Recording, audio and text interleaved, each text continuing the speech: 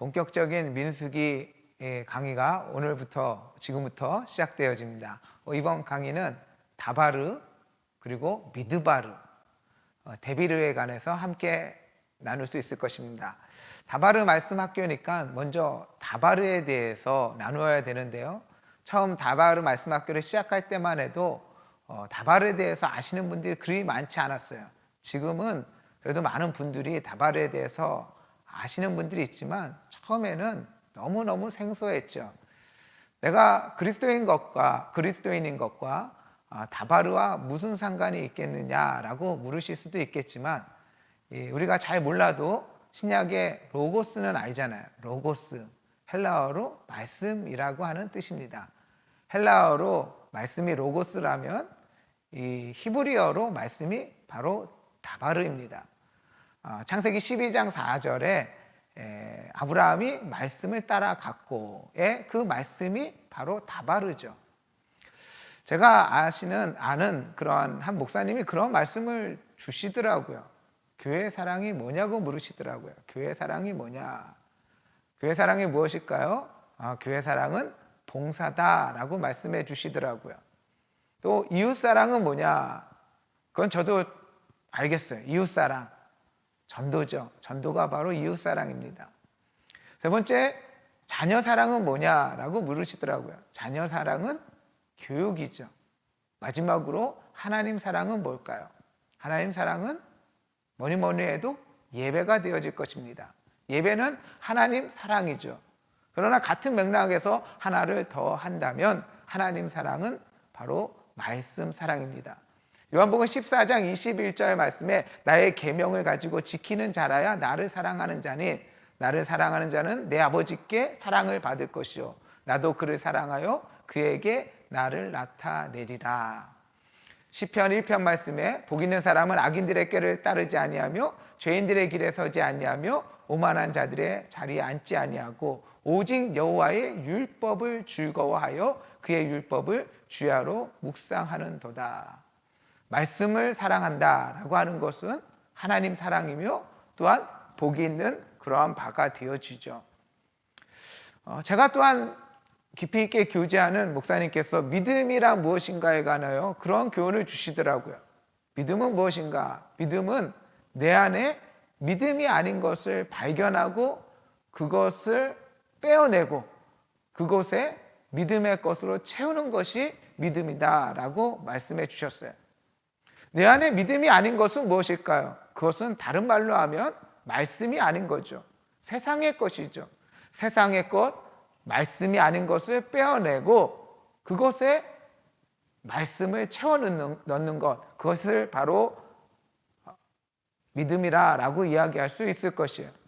이와 같이 다바르, 말씀 사랑, 말씀 사랑이 곧 신앙이고 믿음이죠. 이 말씀 다바르에서 더 나아가 우리들이 알아야 될 말이 미드바르입니다. 이 미드바르는 민수기와도 깊은 관계가 있어요. 민수기의 원래 제목이 베미드바르입니다.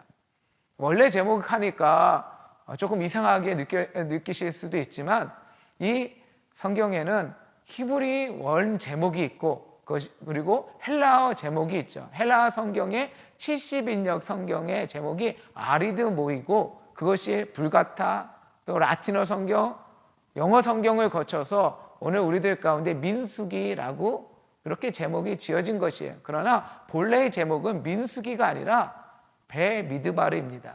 베라고 하는 것은 뭐뭐에서라고 하는 뜻이고 미드바르는 광야라는 뜻이죠. 광야에서라고 하는 것이 베미드바르입니다. 이 미드바르가 왜 중요할까요? 다바르에서 미드바르가 나왔다라고 하는 것이에요. 우리가 생각할 때 광야는 척박한 곳이죠. 메마른 곳입니다. 그러한 아무것도 없는 곳, 메마른 곳, 척박한 곳을 광야라고 이해하기 쉬운데 말씀은 그 광야가 미드바르가 다바르에서 나왔다라고 하는 것이에요. 다바르가 미드바르가 되었다라고 하는 것은 어떠한 의미를 가지는가? 하나님의 말씀, 이 다바르가 광야가 되었다. 그 광야는 어떠한 곳입니까? 광야는 하나님을 만나는 곳이에요. 광야는 척박한 곳이 아니라, 광야는 메마른 곳이 아니라 광야는 하나님을 만나는 곳이 광야다라고 하는 것이에요. 그러므로 하나님께서는 그의 백성들을 광야로 인도하십니다. 왜? 그 광야에서 하나님을 만나기 때문에 그래야죠. 중풍병자는 그 중풍병으로 하나님을 만나는 것이에요. 나병 자는 그 나병으로 하나님을 만나는 것이에요. 실패한 자, 또한 좌절하는 자, 그 실패와 좌절 속에서, 넘어짐 속에서 오히려 하나님을 만나게 되어지죠. 우리가 이 땅에 의지할 것이 많으면 하나님을 의지할까요? 세상에 의지할 것이 많은데 하나님을 의지할까요? 하나님을 바라보기보다는 세상을 바라보고 세상을 의지하기가 더 쉽겠죠. 그러나 하나님께서는 우리로 하여금 광야로 인도하십니다. 아무것도 의지할 수 없는 그곳에서 바로 하나님을 만나게 해 주시는 것이죠. 이러한 의미에서 다바르, 미드바르는 중요한 것이에요. 여기에 하나 더 하는 것이 바로 데비르입니다. 데비르는 솔로몬의 내소를 데비르라고 하는데, 다른 말로 하면 지성소죠. 지성소가 데비르입니다. 다바르가 미드바르가 되고 미드바르가 데비르가 되죠. 이 데비르 지성소의 의미는 어디에 있는가? 지성소의 의미는 임재에 있어요. 하나님의 임재, 하나님의 임재의 장소가 바로 지성소죠. 하나님의 임재는 무엇일까요? 그것은 하나님의 말씀이 내 안에 있는 것입니다. 하나님의 말씀이 내 안에 계시고 그 말씀이 나를 움직이시는 것이에요. 그 말씀으로 내가 살아가는 거죠. 내가 사는 것이 아니라, 바울은 고백합니다. 이제 내가 사는 것은 내 안에 그리스도께서 사시는 것이라. 내가 사는 것이 아니죠. 내 안에 그리스도께서 사시는 것이라. 다바르와 미드바르와 데비르가 중요합니다.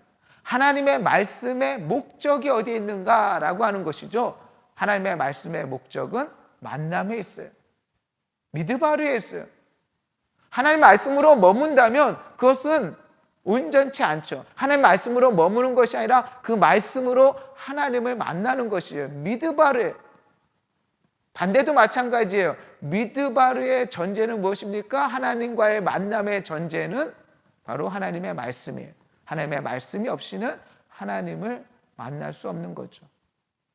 하나님과의 만남의 목적은 어디에 있는가? 하나님의 만남의 목적은 이번에는 하나님의 임재에 있어요.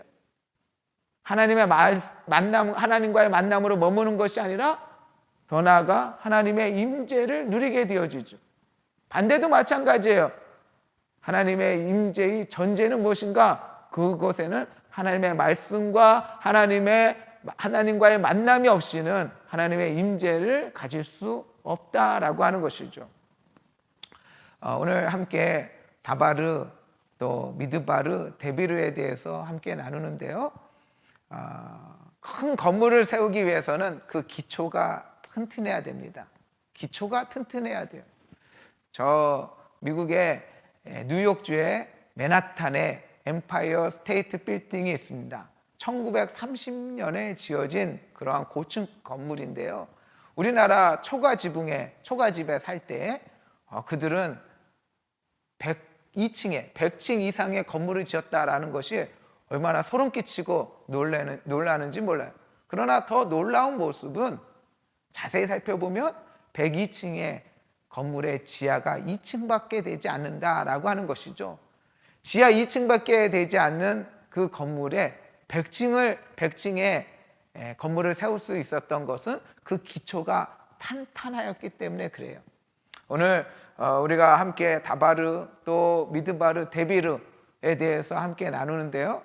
천천히 가더라도 좀 멀리 갔으면 좋겠습니다. 그런 말이 있잖아요. 우보 말리라. 천천히 가더라도 멀리 가서 또 함께 말씀에 깊이 있는 그 여정을 함께 할 수 있는 저와 여러분 되었으면 좋겠습니다. 오늘 다바르, 미드바르, 데비르에 대해서 나누었고요.